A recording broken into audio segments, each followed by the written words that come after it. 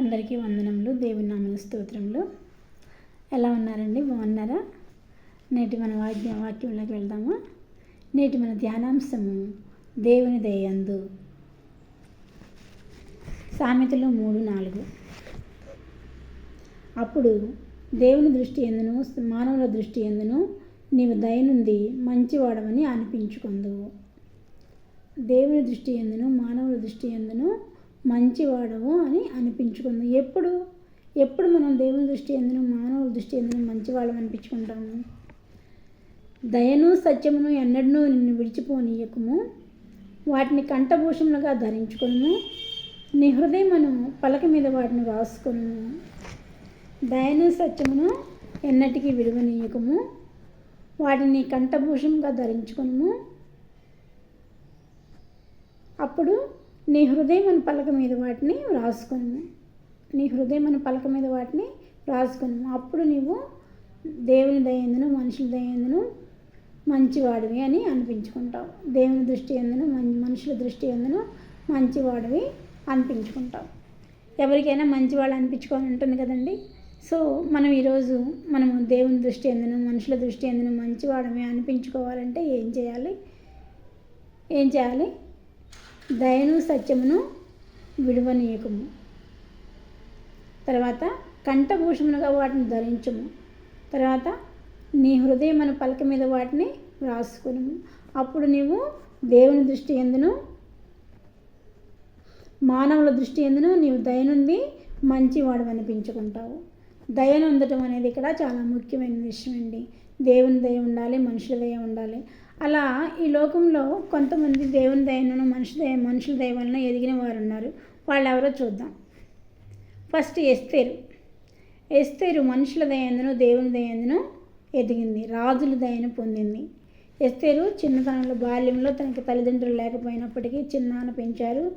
తను చాలా సౌందర్యవంతురాలు అవటం వలన ఆమెను అహష్వేరోషు రాజుకి భారీగా అవటానికి పంపించడం జరుగుతుంది.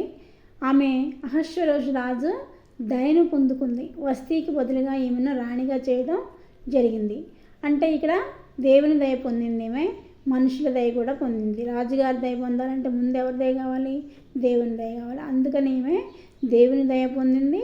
తర్వాత మనుషులైన ఈలోక సంబంధమైన మనుషుల దయని కూడా పొందింది.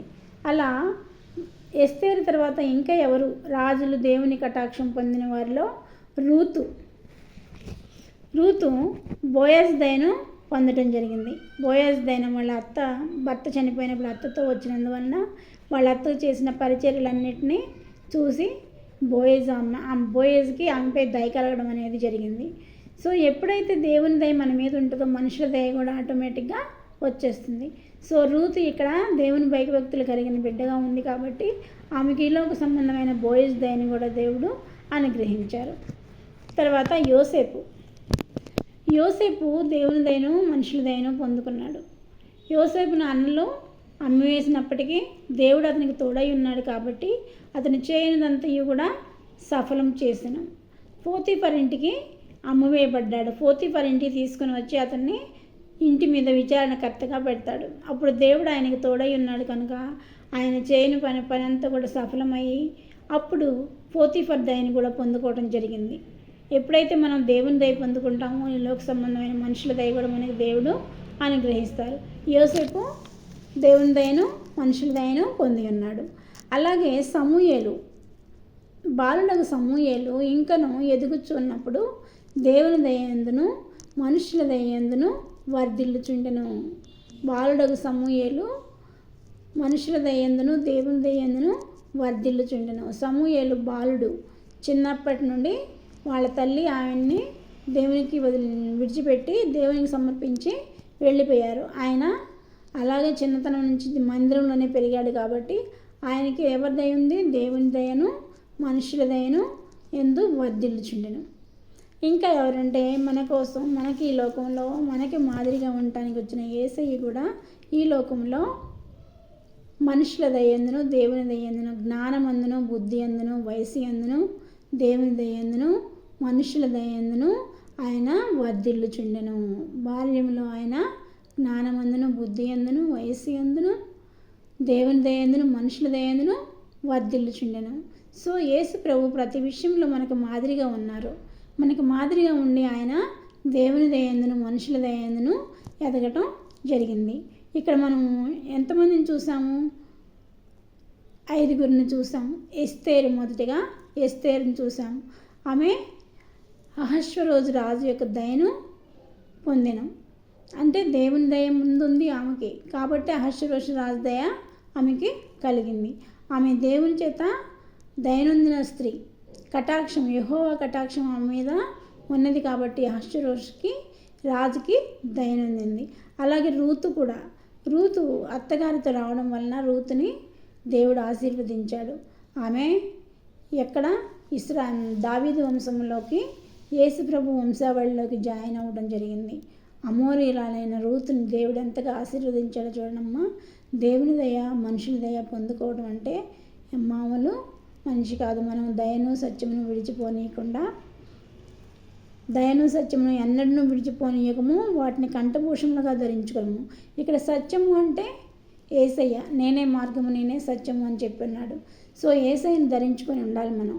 యేసయ్యలాగా ఈ లోకంలో మాదిరికరంగా పనిచేసుకునే వాళ్ళలాగా ఉండాలి. యేసయ్యలాగా మనం యేసయ్యను అనుసరించాలి. ఆయన బాటలో మనం నడవాలి. ఆయన బాటలో మనం నడిచినప్పుడు మనకి దేవుని దయ మనుషుల దయ కలుగుతుంది. మనుషుల యందును దేవుని దృష్టి యందును మనుషుల దృష్టి యందును మంచివారమి అనిపించుకుంటాము. మంచివారం అనిపించుకోవాలని ప్రతి ఒక్కరికి ఉంటుంది కదా. అలా అనిపించుకోవాలంటే ఏం చేయాలి? దయను సత్యమును విడిచిపోనీయకము. దయ అంటే ఎవరైనా కష్టంలో ఉన్నప్పుడు వాళ్ళని చూడగానే వాళ్ళకి సహాయం చేయాలి అనే ఫీలింగ్ మనకి కలిగితే అప్పుడు మనకి దయ ఉన్నట్టు.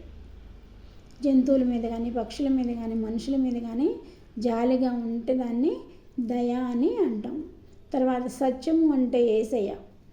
యేసయ్యే నేనే మార్గమును నేనే సత్యమును జీవమును అని చెప్పాడు. సో సత్యము అంటే యేసయ్య. యేసయ్యని విడిచిపెట్టకుండా ఆయన్ని ధరించుకోవాలి మనం. ఆయన ధరించుకొని ఆయన నడిచిన బాటలో నడవాలి, ఆయన అనుసరించాలి. ఆయన లోకంలో మనకి మాదిరిగా ఉన్నారు. ఆయన లోకంలో మనకి మాదిరిగా ఉన్నారు కాబట్టి మనము యేసయ్యని అనుసరించే వాళ్ళమై ఉండాలి. అప్పుడు నీ హృదయమైన పలక మీద వాటిని రాసుకొని కంఠభూషంగా సత్యమును దయను ధరించుకొని వాళ్ళను నీ హృదయమైన పలక మీద వాటిని రాసుకొని. హృదయమైన పలక మీద మనం వాటిని రాసుకుంటాం, ఎక్కడికి పోవు. మనం చూడండి, చిన్నప్పుడు నేర్చుకున్న పద్యాలు రైమ్స్ కూడా ఇప్పటికీ పాడుతూ ఉంటాం. అలాగే మన హృదయమైన పలక మీద దేవుని వాక్యం రాసుకున్నట్లయితే మనము ఎప్పటికీ మర్చిపోము. కాబట్టి దయను సత్యమును విడిచిపోనీయకము, ఎప్పటికీ విడిచిపోనీయకము, వాటిని కంఠభూషములుగా ధరించుకును. తర్వాత అప్పుడు నీవు దేవుని దృష్టి ఎందును మానవుల దృష్టి ఎందును నీవు దయ పొంది మంచివాడు అనిపించుకుందువు. ఎప్పుడైతే దేవుని దృష్టి ఎందును మానవుల దృష్టి ఎందు దయ పొందుతావో మనకి లోక సంబంధమైన ఎలాంటి కష్టాలున్నా నష్టాలున్నా అన్ని దేవుడే తీర్చేస్తాడు. మరి ఎస్తేరు బాల్యంలో తల్లిదండ్రులు లేని బిడ్డ, ఆయన దేవుని దయ ఉంది కాబట్టి మొర్దెకై దగ్గరికి తీయటం జరిగింది. మొర్దెకై తన బిడ్డగా ప్రేమించి ఆమెని పెంచి పెద్ద చేసి మామూలుగా కాకుండా రాజుగారికి భార్యను చేశాడు. అంటే ఆమె మీద దేవుని దయ ఎంత ఎక్కువగా ఉందో చూడండి. దేవుని దయ ఉంటే దేవుడు మనల్ని విడిచిపెట్టాడు. తల్లి విడిచినా తండ్రి విడిచినా నిన్ను నేను విడువను అంటున్నాడు దేవుడు. కాబట్టి ఒకరి తల్లి ఎలాగ ఆదరించిన నిన్ను అలాగ ఆదరించదునని ఎస్తేరు విషయంలో దేవుడు చూశారు, నిజం చేశారు. కాబట్టి ఈలోక సంబంధంగా మనకి ఏమైనా కష్టాలు నష్టాలు ఉన్నాయలా దేవుడు తప్పకుండా మనకి తీరుస్తాడు. అప్పులు బాధలు ఉన్నా, పిల్లల వివాహాల కోసం ప్రయత్నాలు చేస్తున్న మన ప్రయత్నాలన్నింటినీ ఫలింపచేసే దేవుడు. ముందు మనము దయను సత్యమును విడిచిపోనీయకము, కంఠభూషంగా వాటిని ధరించుకొనము. అప్పుడు నీ హృదయం అనే పలక మీద వాటిని రాసుకుంటే దేవుని దయను మనుషుల దయను మనకి కలుగుతుంది. దేవుని దయ ఉన్న వారికి ప్రతి విషయంలోనూ అన్నీ సమకూడి జరుగుతాయి. కాబట్టి ఈ లోక సంబంధమైన కష్ట నష్టాలు పోవాలంటే ముందు మనం ఏం చేయాలి? దయను సత్యమును కంఠభూషంగా ధరించుకొనవలెను. ఎప్పటికీ విడిచిపోనీయకుండా మన హృదయం అనే పలక మీద రాసుకొనవలెను. ఈ చిన్న వాక్యం దేవుడు దీవించును గాక. చిన్న ప్రార్థన చేసుకుందాం. సర్వశక్తి మిక్కిలి కృపగల ఘనమైన యేసురాజు మీ పాదములకు స్తుతులు స్తోత్రములు తండ్రి. ఇదిగో ప్రభా, మీరు వినిపించిన వాక్యంకే మీకు వందనాలు ప్రభా. దయను సత్యమును కంఠభూషంగా ధరించమని చెప్తున్నావు ప్రభా. అట్టి కృపా భాగ్యం మా అందరికీ అనుగ్రహించండి తండ్రి. ఇక్కడ తలలంచిన ప్రతి ఒక్క బిడ్డను మీ కృపాహస్తం సమర్పిస్తున్నాను ఆయన. బిడ్డలకు మంచి తెలివిని జ్ఞానం దయచేయండి. చదువుకునే పిల్లలకి మంచి ఉన్నతమైన స్థితిలో వారిని ఉంచండి ప్రభా. అలాగే నాయన అప్పులు బాధల్లో ఉన్న వాళ్ళని అప్పులు తీర్చండి ప్రభా. అయా నీ కొందనాలు దేవుని దయ మనుషుల దయ ఉన్న వాళ్ళు అభివృద్ధి వర్ధిల్లిదని అన్నావు ప్రభా. ఆ రీతిన మాకు తల నుంచి ప్రతి ఒక్కళ్ళు వర్ధిల్లినట్లు సహాయం చేయనైనా. అందరూ దయను సత్యమైన కంఠభూషంగా ధరించినట్లు సహాయం చేయి ప్రభా. ఆయా హేలోక సంబంధమైన బాధలు ఉన్న వారిని దర్శించండి ప్రభా. వారికి అప్పులు తీర్చండి ప్రభా. అనారోగ్యంతో ఉన్న వాళ్ళని స్వస్థపరచండి ప్రభా.